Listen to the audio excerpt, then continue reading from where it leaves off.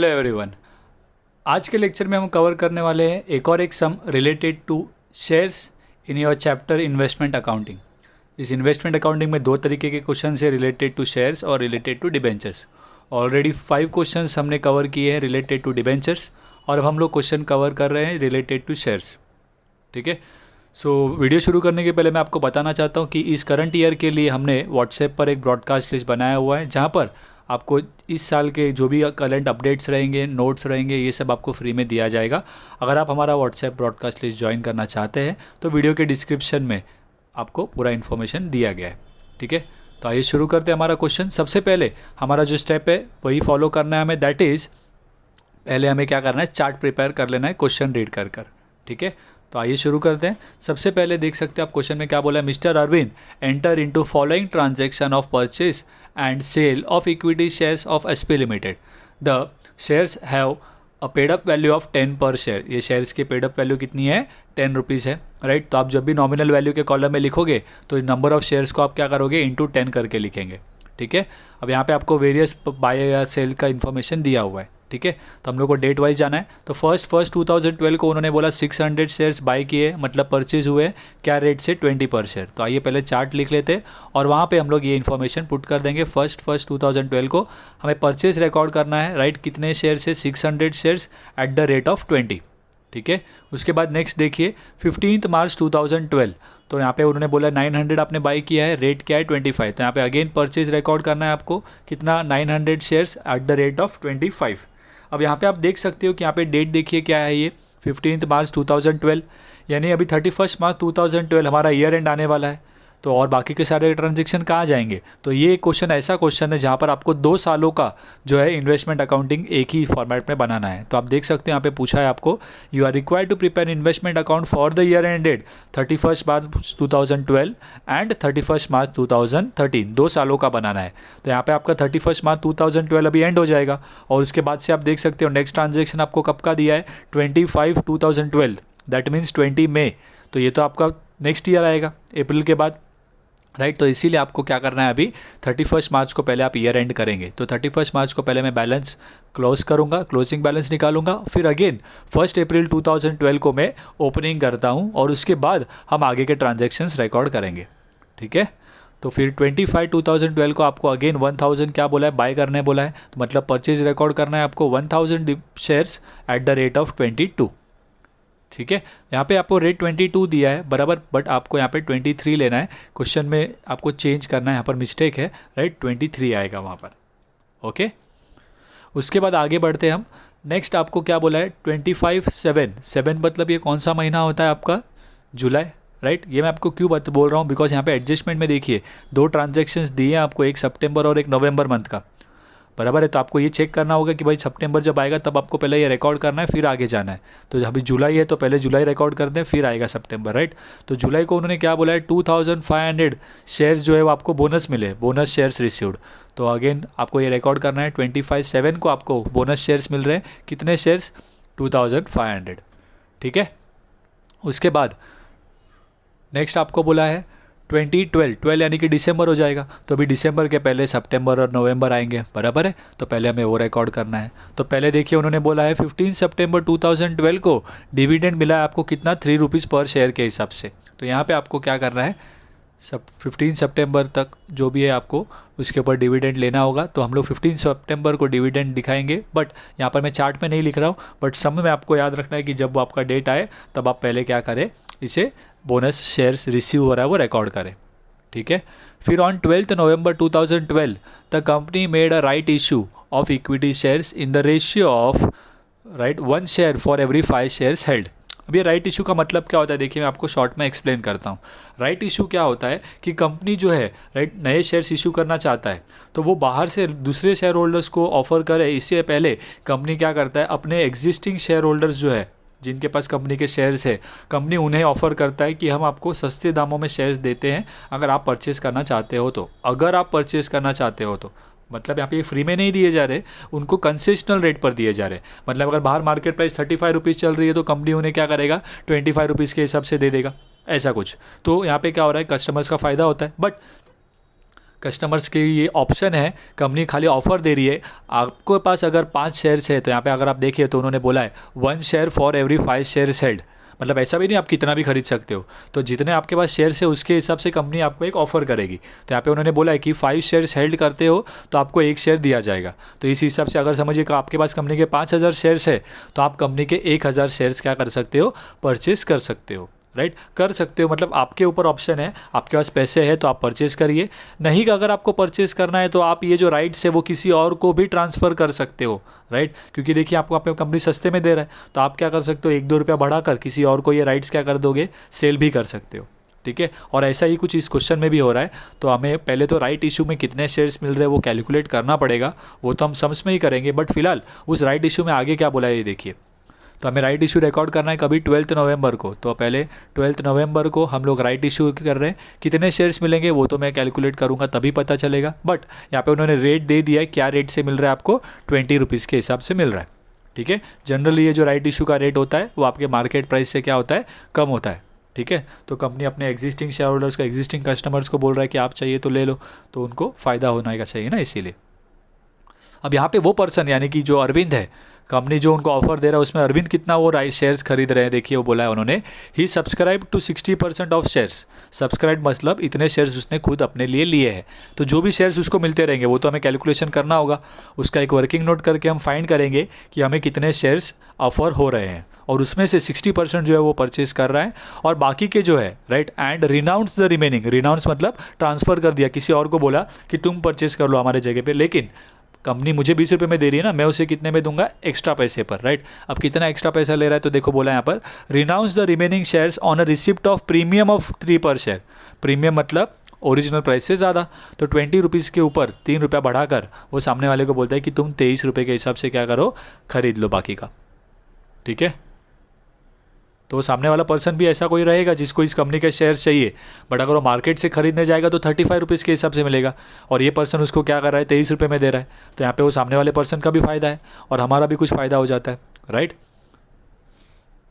तो यहाँ पे राइट इशू इस तरीके से हमें रिकॉर्ड करना होगा, वो आपको क्वेश्चन में पता चलेगा जब हम सॉल्व करेंगे। ठीक है, लास्ट एडजस्टमेंट में उन्होंने बोला है, share are to be valued on the weighted average cost basis. तो ये तो हम लोग वैसे भी यही मेथड यूज़ करते हैं, यहाँ पे आपको खाली कंफ्यूज करने के लिए दिया और कुछ नहीं है। वेटेड एवरेज कॉस्ट मेथड क्या होता है, हम लोग याद है आपको, सेल्स जब करते हैं तो हम लोग वर्किंग बनाते हैं, जहाँ पर कॉस्ट फाइंड करने के लिए हम लोग 2 कॉलम बनाते हैं। राइट, नॉमिनल वैल्यू और कॉस्ट, और उसमें हम लोग सारी चीज़ों का टोटल लेते हैं और उसमें से कितना सेल हो रहा है उसको एक्स लेकर फाइंड करते हैं। तो ये जो हम सिस्टम कर रहे हैं उसे हम वेटेड एवरेज कॉस्ट ही कहते हैं, कि सारे जो भी परचेज हुए उन सबको मिक्स कर दो, फिर उसमें से आप सेल करो। राइट, तो इसे हम लोग वेटेड एवरेज मेथड ही हम लोग वैसे भी यूज़ करते हैं। ठीक है, तो वो थर्ड एडजस्टमेंट के लिए आपको कुछ करना नहीं है, हम ऑलरेडी वही मेथड फॉलो करते हैं। ओके, उसके बाद आपको क्या करना है, 2012 को राइट क्या हुआ है, 1500 सेल हुआ है, तो आपको सेल रिकॉर्ड करना होगा 2012 को। कितने शेयर सेल हुए हैं, 1500, और रेट क्या बोला है, 22। तो 1500 शेयर सेल हुए, रेट 22। उसके बाद 1 फरवरी 2013 को अगेन 1000 शेयर सेल हुए, रेट 24 दिया है। तो अगेन आप सेल रिकॉर्ड करेंगे फरवरी में। राइट, सेल करना है, कितने शेयर्स है, 1000, और रेट क्या बोला है यहाँ पर, 24 बोला है। और ये होने के बाद आपके और कुछ बताया नहीं है, तो 31 मार्च को अब आपको खाली क्या करना है, ईयर एंड होगा तो आपको क्लोजिंग बैलेंस क्या करना होगा, फाइंड करना होगा। ओके, तो हमारा चार्ट रेडी है यहाँ पर। तो अब हम लोग इस चार्ट की मदद से क्या कर सकते हैं, हमारा क्वेश्चन जो है सॉल्व करना शुरू कर सकते हैं। तो आइए फॉर्मेट बनाकर हम इसे 1 बाय 1 सॉल्व करना शुरू करते हैं। तो यहाँ पे फॉर्मेट रेडी है, ऊपर में in the owner question number 7 in the books of Arvind, और इन्वेस्टमेंट और in the equity shares of SP limited, जो कि मुझे क्वेश्चन में दिया है नाम कंपनी का। ठीक है, यहाँ पर मैं फॉर्मेट के अंदर के सारे आइटम्स को लिख देता हूँ, और इसके बाद हम शुरू करते हैं चार्ट के हिसाब से। सबसे पहले आपको दिया है 1 2012 को परचेज़ हुआ है, और आपको पता है परचेज़ कौन सी साइड रिकॉर्ड होता है, डेबिट साइड में। तो पहले डेट लिख देते हैं 1 2012। राइट, टू बैंक, कितने शेयर्स परचेज हुए, 600, बट नॉमिनल वैल्यू में आप फेस वैल्यू से मल्टीप्लाई करके लिखते हो, और क्वेश्चन में आपको बता दिया गया था कि फेस वैल्यू 10 है, तो 600 इंटू 10 6000 रुपीज़ लेंगे। राइट, और उसका कॉस्ट कितना होगा, 600 इंटू 20 के हिसाब से। राइट, तो आ जाएगा 12000। ठीक है, अगेन सेम आपको 15 मार्च को उन्होंने कहा है परचेज हुआ है, तो अगेन सेम साइड में रिकॉर्ड होगा, सारी चीज़ें उसी तरह से करनी है। टू बैंक, कितने शेयर्स हुए हैं, 900, तो यहाँ पे जब आप लिखोगे तो इंटू 10 करके लिखेंगे, 9,000 आएगा, राइट। उसके बाद यहाँ पे रेट क्या बोला है 25, तो 900 इंटू 25 के हिसाब से लिख देना है।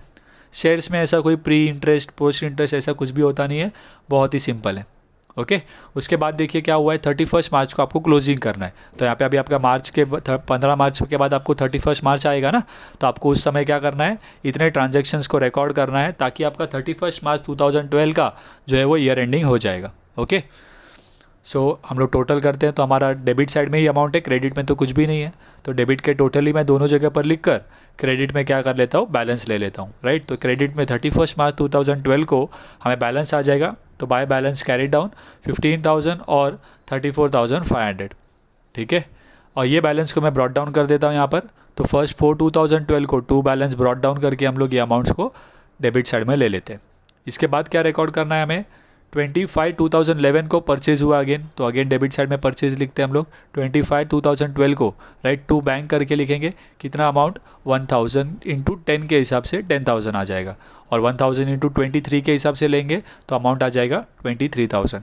आई रिपीट, क्वेश्चन में इसका जो रेट है 22 दिया है, बराबर है, वहाँ पे मिस्टेक है, प्रिंटिंग मिस्टेक, आपको 23 के हिसाब से करना है। ओके, अब ये होने के बाद देखिए नेक्स्ट क्या बोला है आपको, 25/7/2012, राइट। तो ये 25/7/2012 को आपको बोनस मिला है, तो अगेन ये भी डेबिट साइड में आएगा। तो 25/7/2012 को आपको 2 बोनस कितने शेयर्स मिले हैं, 2,500, तो उनका नॉमिनल वैल्यू कितना हो जाएगा, 25,000 रुपीज़, ठीक है। और कॉस्ट उसका नील रहेगा, बिकॉज बोनस शेयर्स आपको फ्री ऑफ कॉस्ट मिलते हैं। अब ये होने के बाद 12/11 है, 11 यानी कि नवंबर, बट उसके पहले सितंबर में याद है आपको डिविडेंड मिला था, तो अभी आपको डिविडेंड रिकॉर्ड करना होगा। तो डिविडेंड जब आपको मिलता है तो आपको क्रेडिट साइड में लिखना है, राइट। तो 15 सितंबर 2012 को आपको डिविडेंड मिल रहा है, तो उसको आप क्या करेंगे, बाय बैंक करके लिखेंगे। बट यहाँ पे आपको डिविडेंड जब आप ले रहे हो तो ये बात याद रखिएगा, बहुत बहुत बहुत ज़्यादा इंपॉर्टेंट है ये स्टेप, ठीक है। अब यहाँ पर अगर आप देखेंगे तो कंपनी ने जो डिविडेंड दिया है, राइट, वो कब के शेयर्स पर कहा है उन्होंने, 31 मार्च 2012 के शेयर्स पर। बट उसके बाद आपने और एक शेयर्स खरीदा है ना 10,000 का, ये तो ठीक है चलो फ्री में मिला, बट ये 10,000 का जो आपने शेयर्स खरीदा उसके ऊपर भी तो आपको डिविडेंड रहेगा। तो यहाँ पे आपको डिविडेंड कितना मिल रहा है, पहली बात तो क्वेश्चन में आप देखेंगे तो 3,000 शेयर्स 3 रुपीज़ डिविडेंड मिल रहा है। कितना मिल रहा है डिविडेंड, 3 रुपीज़। अब आप नंबर ऑफ़ शेयर्स की बात करें तो देखिए टोटल नंबर ऑफ़ शेयर्स आपके पास कितने हैं, 1500 जो है वो 31 मार्च को आपके पास थे, है ना। यहाँ पे 15,000 दिया है, मतलब 1500 शेयर्स थे और 1000 शेयर आपने और ख़रीदे। तो ये जो 1500 शेयर का जो डिविडेंड होगा ना, वो आपके लिए एक्चुअल में इनकम है, वो आप इनकम साइड में लिखेंगे। लेकिन जो शेयर्स आपने बाद में परचेज़ किए हैं, राइट, 31 मार्च के बाद में जो शेयर्स परचेज हुए, उनके ऊपर का जो डिविडेंड है उसको आपको क्या करना है, कॉस्ट कंसीडर करना होता है। उनको आपको क्या कंसीडर करना होता है, कॉस्ट कंसीडर करना होता है। क्यों ऐसा कॉस्ट कंसीडर करना है, बहुत ही सिंपल है, बिकॉज मैं जिस पर्सन से शेयर्स खरीद रहा हूँ, राइट, मैंने उस पर्सन को क्या किया होगा, वो अमाउंट क्या किया रहेगा, वहाँ पर पे किया रहेगा, राइट। तो इसीलिए हम लोग इसको कॉस्ट ऑफ एक्विजिशन कंसीडर करते हैं, ठीक है। तो यहाँ पर हम लोग उसको अमाउंट के कॉलम में शो करेंगे। तो बहुत ही सिंपल स्टेप याद रखना है, जो भी डिविड आपके ओपनिंग बैलेंस के ऊपर जो आपको आएगा वो आपके डिविडेंड के कॉलम में आएगा। तो यहाँ पर आप देख सकते हो 1500 है ना नंबर ऑफ़ शेयर्स, और 3 रुपये डिविडेंड मिला, तो 1500 इंटू 3 करेंगे तो कितना आ जाएगा, 4,500। और उसके बाद जो शेयर्स नए परचेज हुए उसको आपको अमाउंट के कॉलम में लिखना है। ओके, बहुत ही सिंपल स्टेप है, इसमें कोई ट्विस्ट नहीं करते। अब 10,000 रुपीज़ बोला है, तो इसमें नंबर ऑफ़ शेयर्स कितने हैं, 1000, और 1000 इंटू 3 रुपीज़ करेंगे तो कितना आ जाएगा, 3000, ठीक है। तो यहाँ पर इस तरीके से आपको डिविडेंड शो करना है। तो जो आपका जो डेट के हिसाब से वो डिविडेंड डिक्लेयर कर रहे हैं, यानी कि वो 31 मार्च के बैलेंस के ऊपर डिविडेंड दे रहे हैं ना, तो आप वो डिविडेंड के कॉलम में लिखिए। बट उसके बाद जो परचेज हुए उसको आप कहाँ पर शो करेंगे, कॉस्ट के कॉलम में। ओके, उसके बाद आपको क्या रिकॉर्ड करना है अभी, राइट शेयर्स। तो राइट शेयर्स के लिए जैसे कि मैंने आपको कहा, क्वेश्चन में अगर आप देखेंगे तो उन्होंने आपको स्टेटमेंट दिया है, बट उस स्टेटमेंट के हिसाब से आपको क्या करना होगा, वर्किंग करना होगा। अब यहाँ पे अगर आप क्वेश्चन में देखें तो उन्होंने आपको कोई क्या बोला था, 1 शेयर्स इशू हुआ है फॉर एवरी 5 शेयर्स हेल्ड। मतलब अगर आपके पास 5 शेयर्स थे तो कंपनी आपको कितने शेयर दे रही है, 1 शेयर दे रही है। तो इसके लिए मुझे वर्किंग नोट करके शो करना है।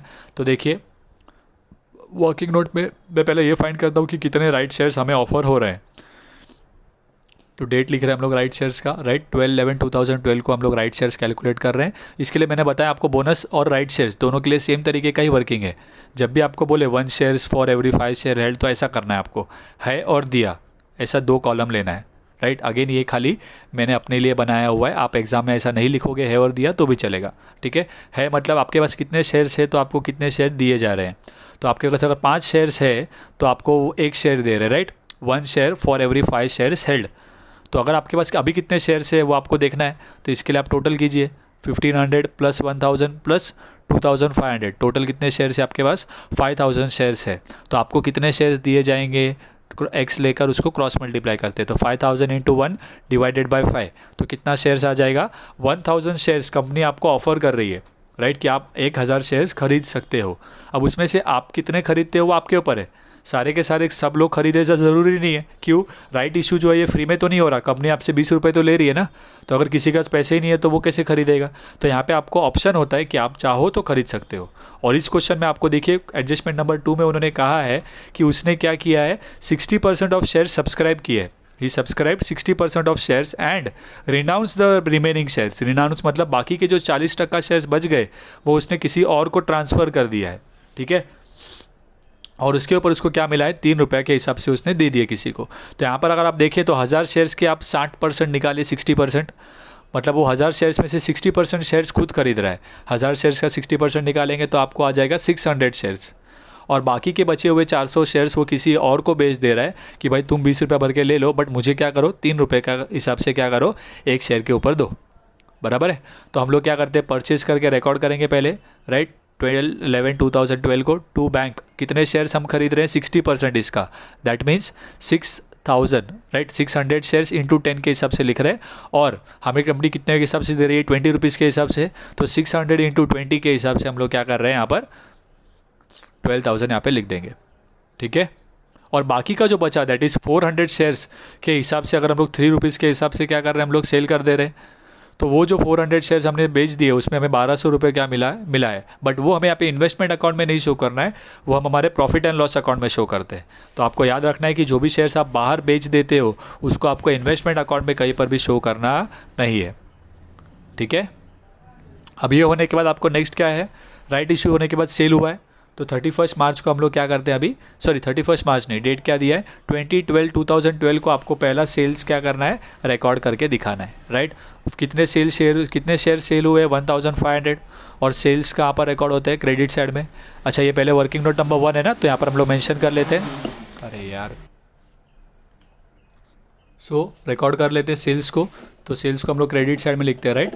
तो 2012 को बाय बैंक लिख कर कितने शेयर सेल कर रहे हैं 1500, और 1500 को इंटू 10 करके लिखा जाएगा, और रेट यहाँ पे दिया 22, तो 1500 इंटू 22 करेंगे तो आपको अमाउंट आ जाएगा 33,000, तो वो यहाँ पे लिख देते हैं, ठीक है। उसके बाद आपको सेल हुआ है तो आपको हमेशा पता है कि सेल के बाद आपको क्या रिकॉर्ड करना होता है, प्रॉफिट हो रहा है या लॉस हो रहा है, राइट। तो आप प्रॉफिट या लॉस कैलकुलेट करेंगे तो इसके लिए आपको वर्किंग करना होगा।